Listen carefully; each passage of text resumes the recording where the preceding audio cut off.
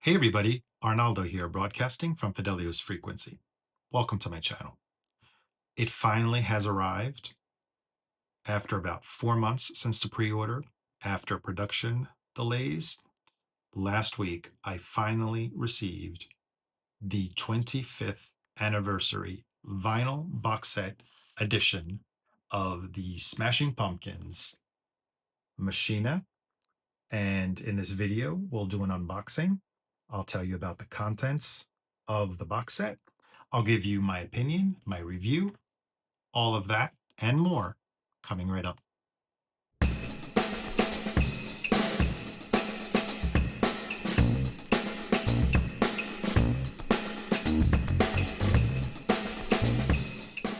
Returning viewers of my channel will probably have noticed something different in today's video, and that is the background.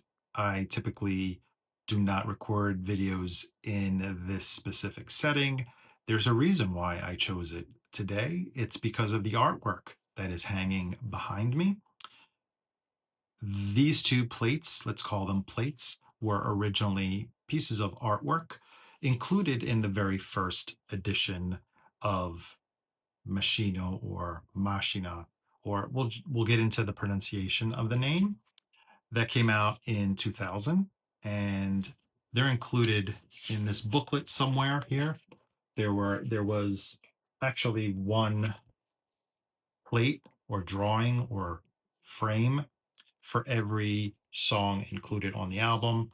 The vinyl edition had 16 songs. There were 16 different images that accompanied each track.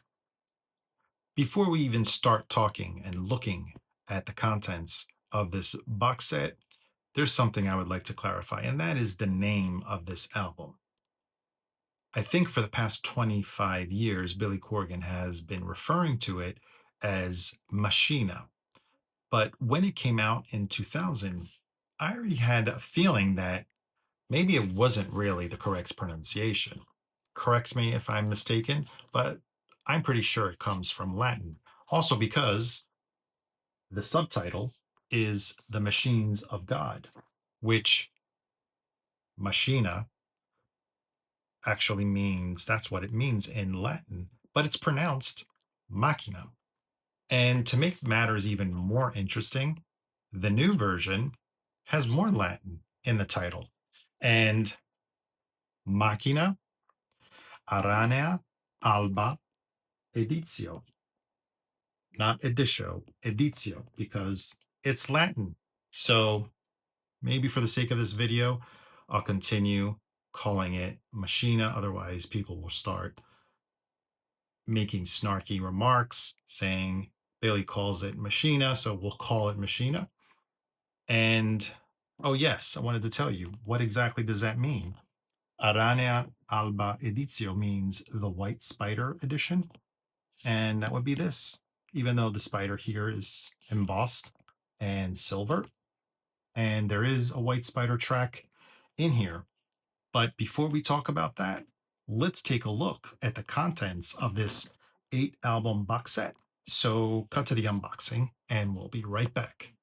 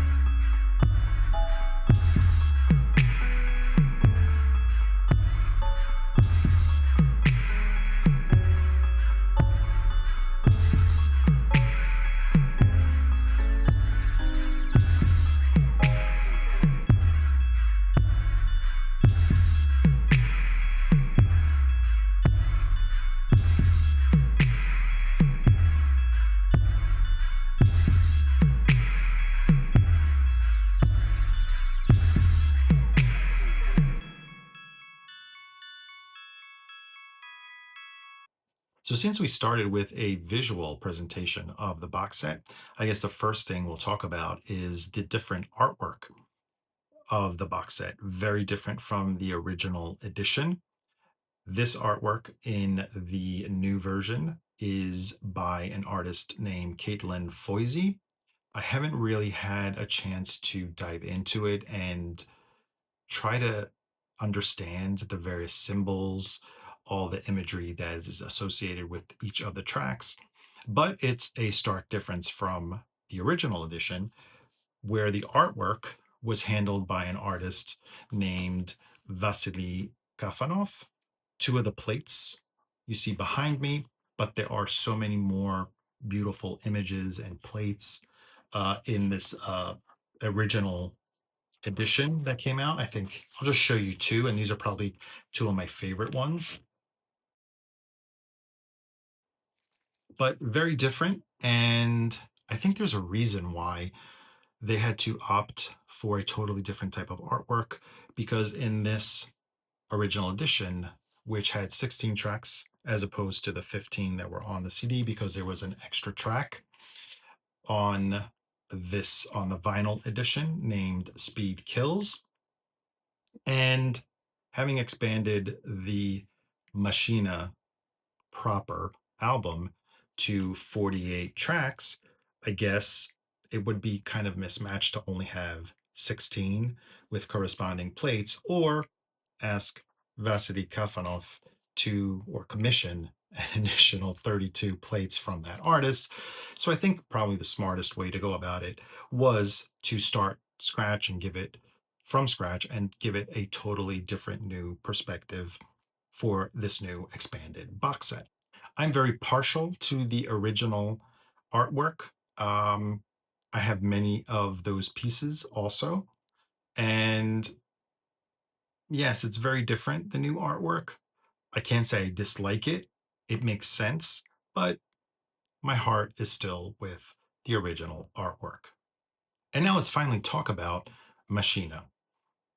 As I mentioned earlier, this year marks the 25th anniversary of its release. A little bit late.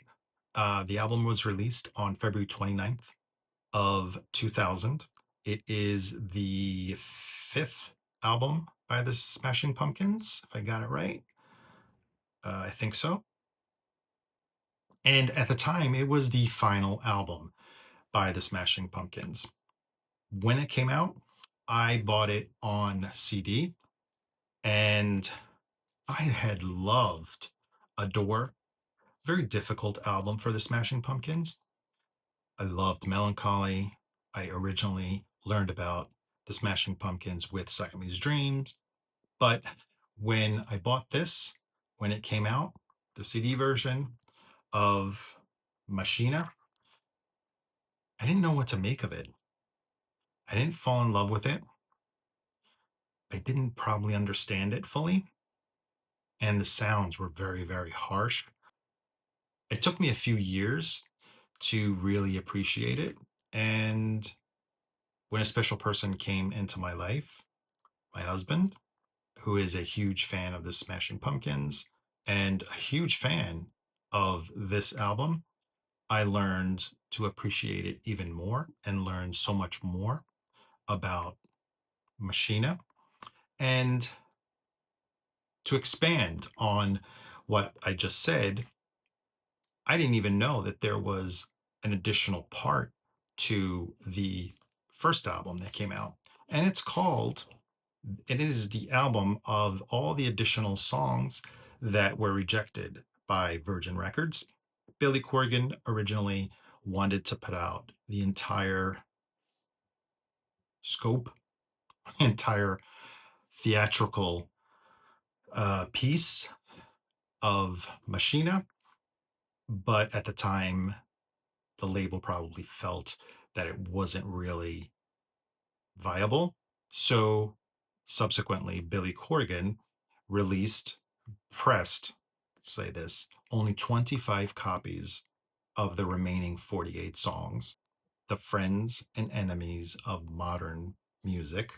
And of those 25 copies on vinyl, he distributed them to friends as well as some fans.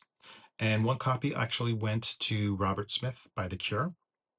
And the instructions to the fans was to digitize, rip the album, and put it online basically for everyone to enjoy.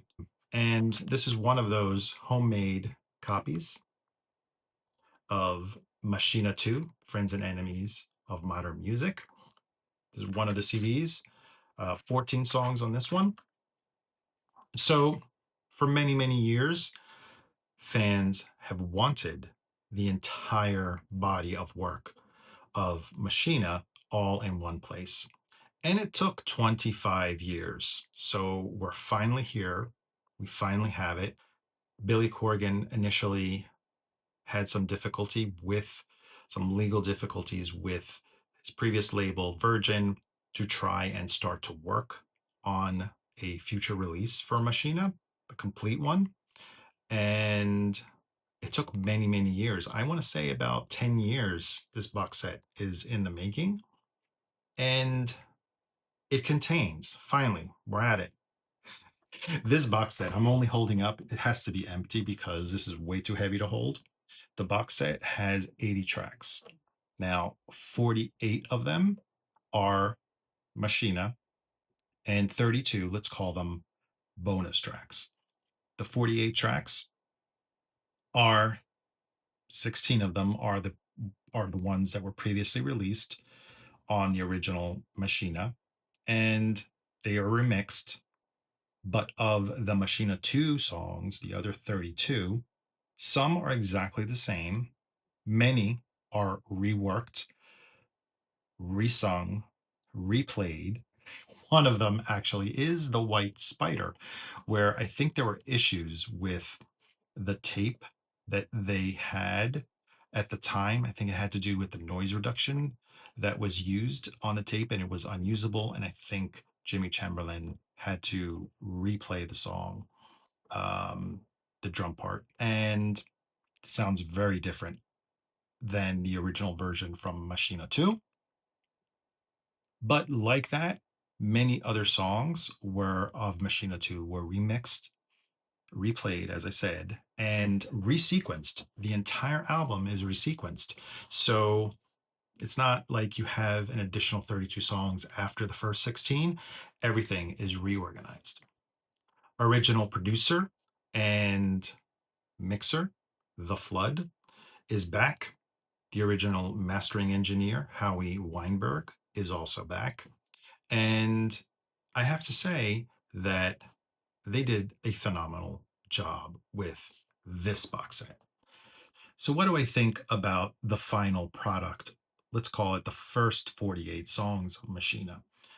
I think the reorg benefits the narrative, the theatrical narrative, the flow, the storytelling of the album. I just want to briefly go over the story, which is told in the booklet of the last album that you saw, and it's a story about Zero, who is rechristened as Glass. His original band is the Smashing Pumpkins, rechristened as the Machines of God, and he receives from the radio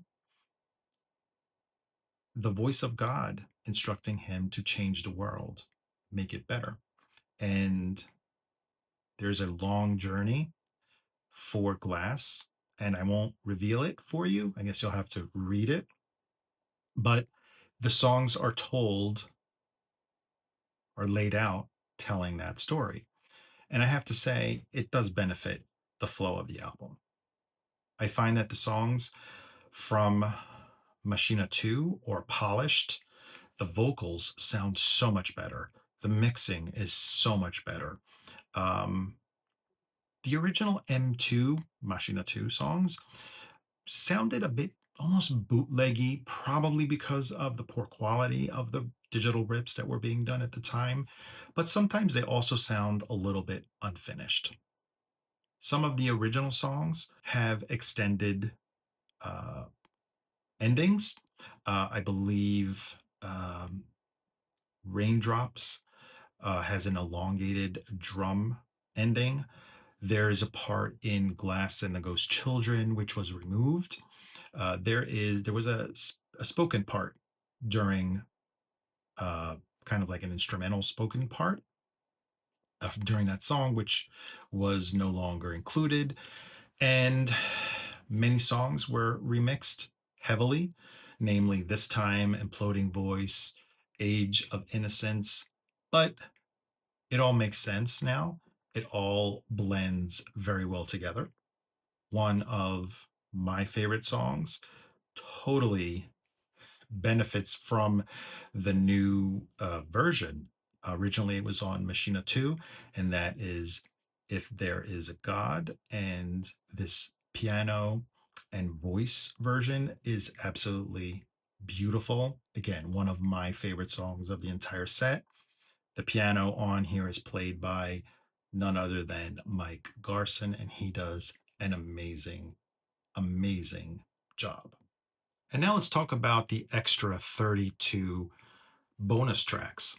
Some of these bonus tracks are real bonus tracks, unreleased tracks, and some are alternate versions, namely the versions that were on the original Machina 2. That was the Friends and Enemies of Modern Music, because again, like I said, some of those songs were entirely reworked and replayed. So those initial versions are also included as bonus tracks.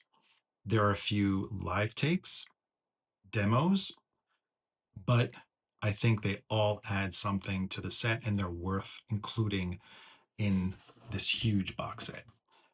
So earlier on in the video, I mentioned production delays, and it was a little annoying that I had to wait so long for the box set because originally I was supposed to receive this box set the first week of October, shipping out basically late September, and it made it to my local post office the first week of October, only to be recalled, crazy enough, and I was left with just wondering what happened.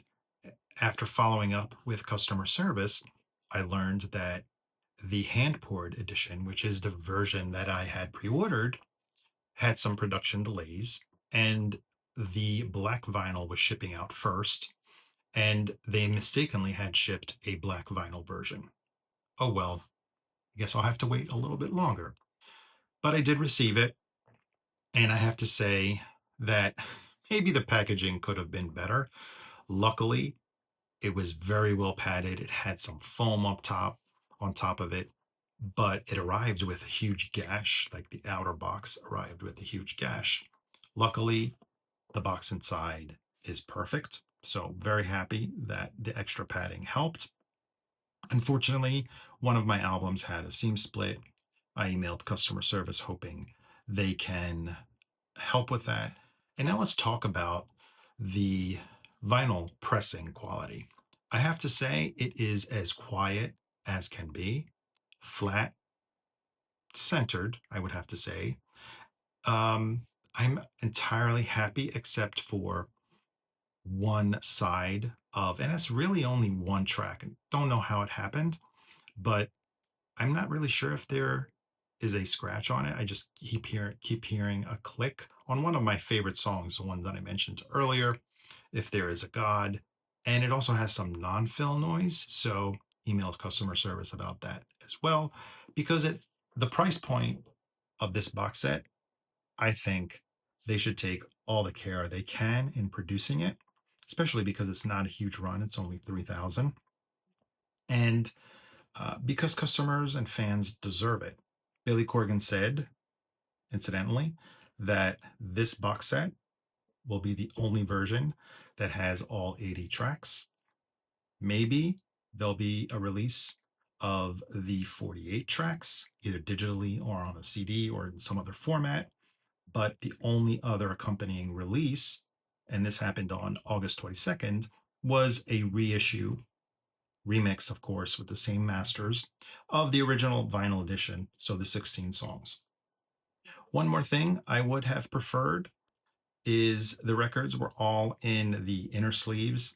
I think at this price point, maybe they could have included them in polyline sleeves. It's only another 25 cents. Probably that would have been better. And the only other thing, maybe, I'm not a huge fan of booklets that are bound in the middle of the gatefold. Sometimes with flipping through the pages, some of the staples can cause like little rips in the binding. So maybe I think it would have been better if all of those pages were combined, maybe in a hardback book. I understand perfectly, it probably would have raised the cost of the box set, but that could have been on my wish list, if anything. So, my final thoughts on this Machina Aranea Alba Editio, I have to say, I am very satisfied. If you are a Smashing Pumpkins fan, I think you should own this. Yes, I know it's an investment. Maybe it can be a Christmas gift. I understand there's still copies available on their website, on the Madame Zuzu website. If you are a fan of the original album Machina and Machina II, you definitely need this box set. So that kind of wraps it up for our deep dive into Machina Aranea Alba Editio, or Machina, the super deluxe box set. Let me know your thoughts. If you also got this box set, if you're planning on getting the box set, if you don't like Machina, if you don't like the Smashing Pumpkins, if you love the Smashing Pumpkins, click the like button if you enjoyed me blabbing about this album. And more importantly, don't forget to subscribe to the channel. It helps us grow and get more visibility. And I guess that's it for today. Thank you again for watching, and I will see you on the next one. Bye.